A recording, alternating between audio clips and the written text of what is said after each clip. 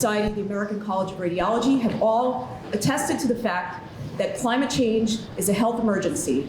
It's the biggest health emergency facing humanity.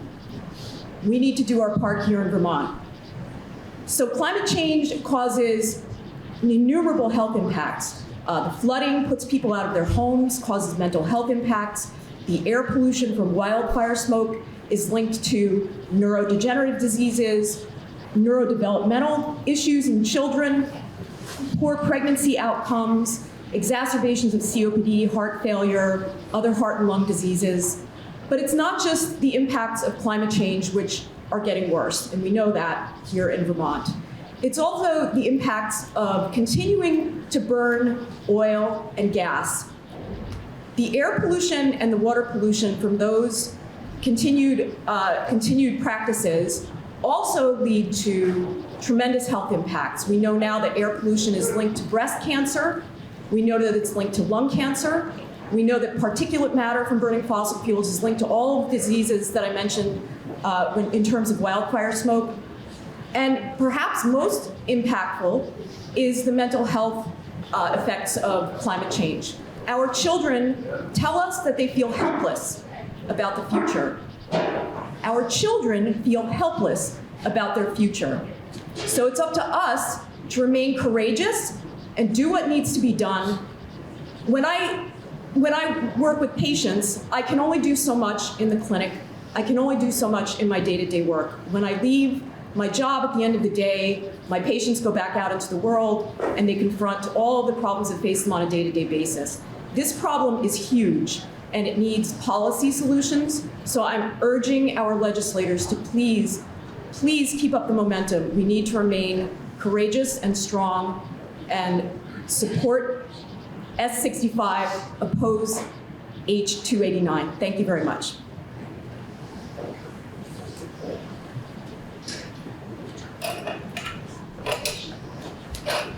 Okay, hi everyone. My name is Virginia Clark.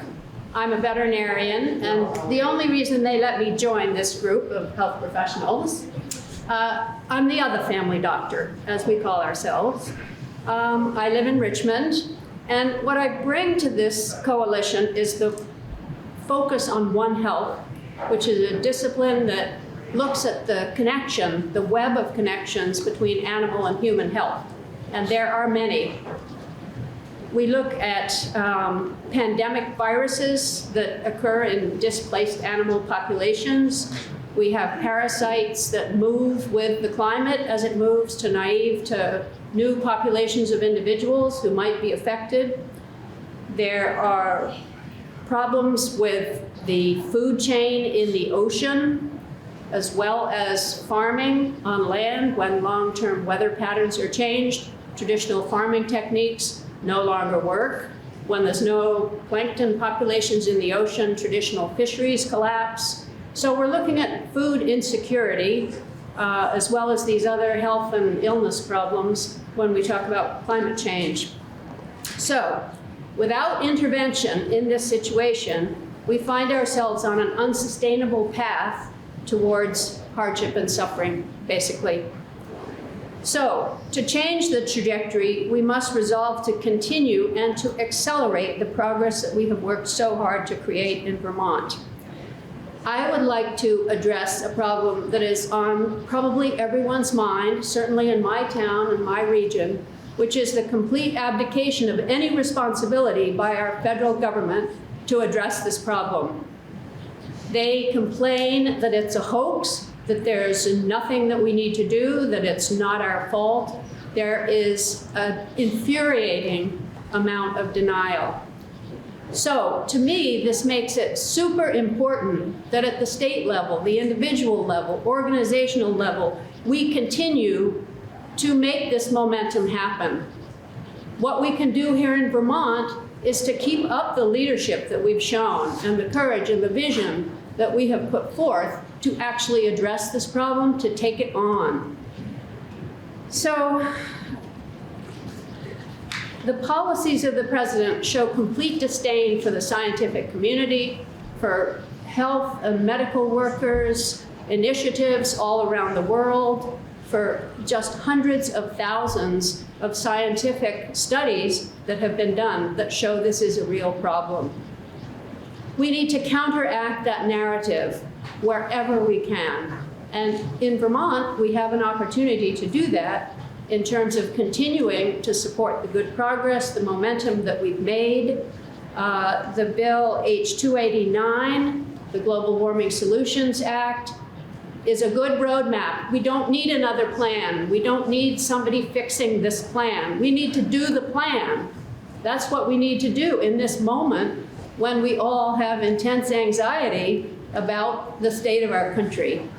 So I would like to encourage the legislature to continue to think about how we can go forward. So we're recommending not only that we don't go backwards by repealing parts of H289, but that we make some forward progress.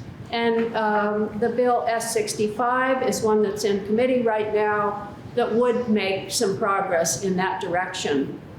So we need to stay on this path. We cannot cede our leadership that we have shown in adopting these policies that others are looking at and taking up, and we're joining with others to make the forward progress that we all know needs to be made. Let's do it.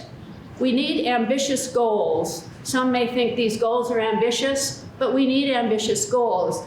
There was a quotation I read recently from Darren Springer, General Manager of the Burlington Electric Department, which is the first city in the US to achieve 100% renewable energy electricity supply. He said in a recent interview, I quote, "There are always opportunities at the local, state, business, and utility level. Having a really ambitious goal is a critical first step. You need to have that North Star." So let us redouble our efforts to work towards that North Star so we can actually leave our children and our grandchildren a habitable planet. Thank you.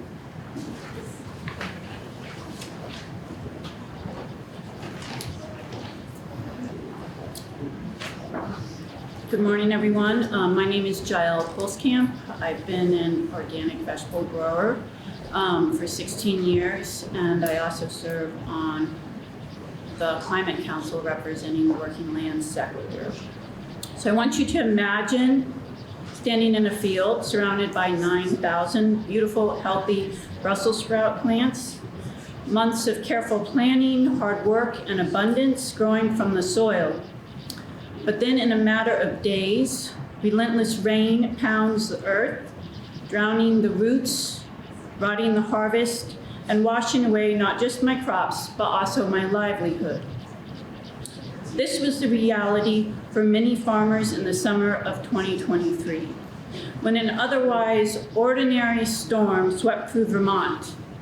It wasn't a hurricane or some historic, once-in-a-lifetime storm. It was another rainstorm. It was just another rainstorm in Vermont. Except now, even normal storms are devastating. My mission has been to grow healthy, nutritious food for my community. I cared for the soil, nurtured biodiversity, and worked in the rhythm with the land. But no amount of careful stewardship can hold back the rising tide of climate change. When extreme weather wipes away farmers' harvests, when climate change fuels extreme storms, small-scale farmers, especially small growers working in harmony with the land, face devastating losses. They lose their incomes and often bear the financial risk alone, with little safety net. When crops fail, local healthy products don't reach markets, and neighbors and families lose access to fresh local food. Rural economies shrink, and small farms go under. Good agricultural jobs disappear, and we risk losing much of what makes Vermont a wonderful place to live. We need to address these vulnerabilities, work to reduce emissions, and set up safeguards now. How we farm, protect our land, and respond to climate change directly impacts the social determinants of health, the conditions that shape how we live, work, and thrive. In my opinion, food is the most essential determinant of all. And it begins with how we protect our environment.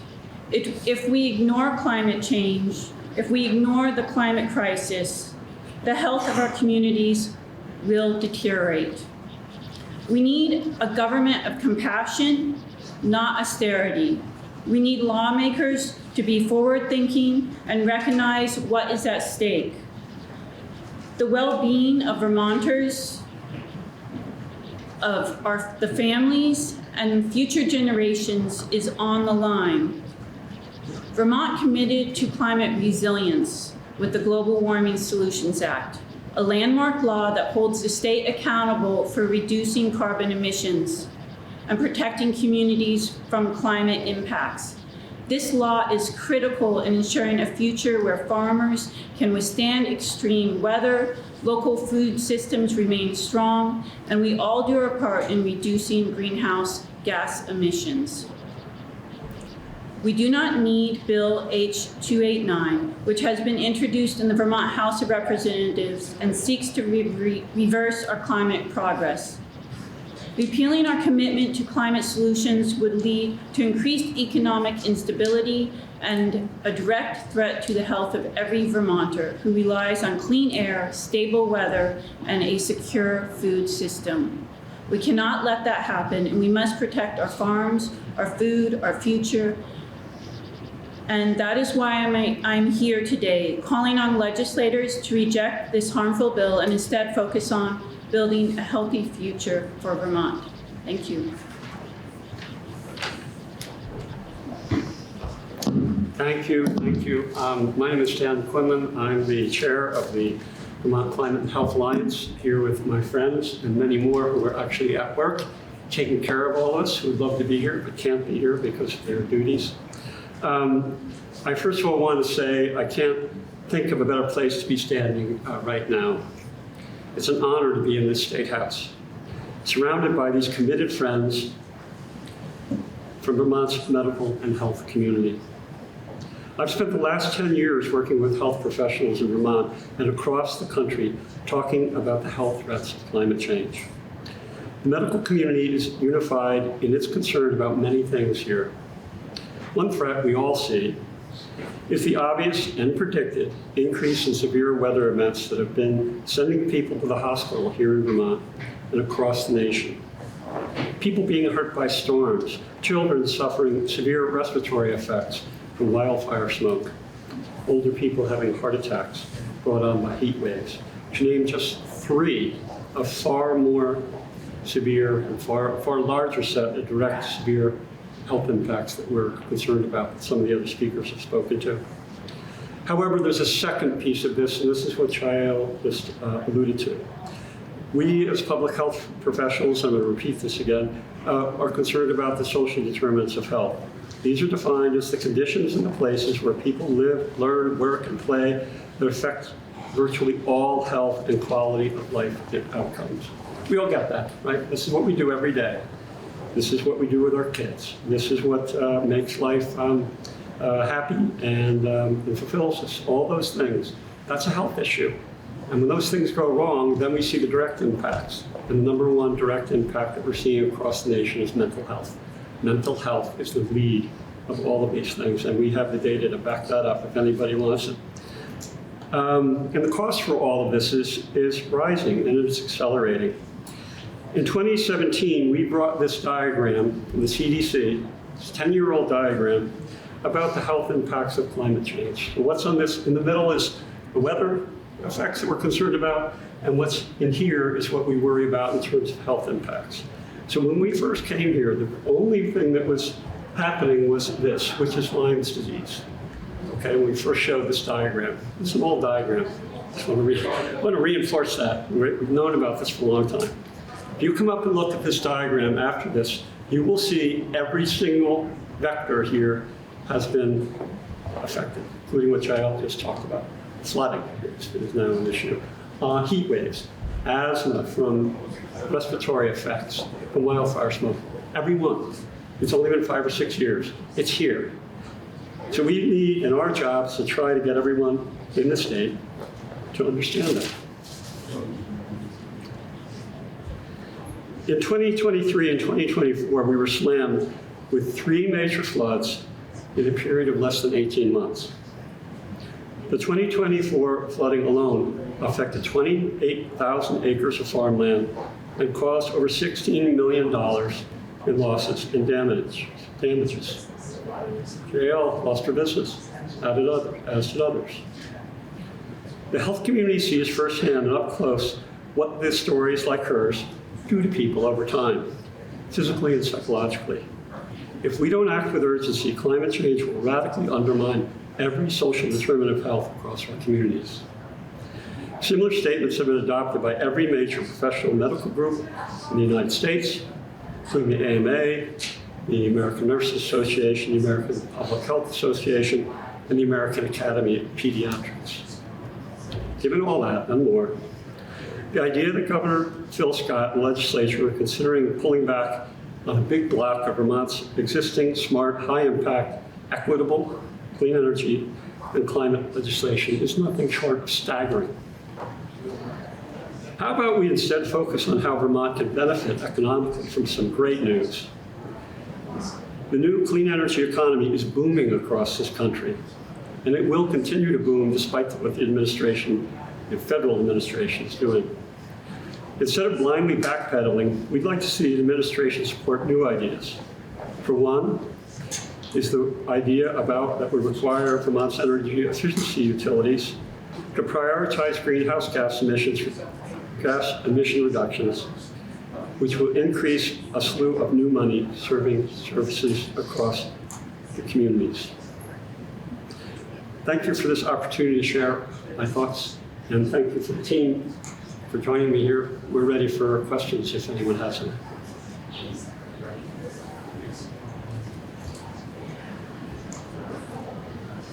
Have we stumped everyone? Well, again, thank you for being here. Thank you for all the work that's going on in the State House. Thank you for, we hope you take this message that we talked about here to your neighbors, your friends, your legislators. It's a big one. We can reverse it. There's a lot of, I can say from my own work, there are all sorts of people coming on board across the country. We need more people to do it. It happens at the grassroots. History shows us that, and we got to get rolling. Thank you.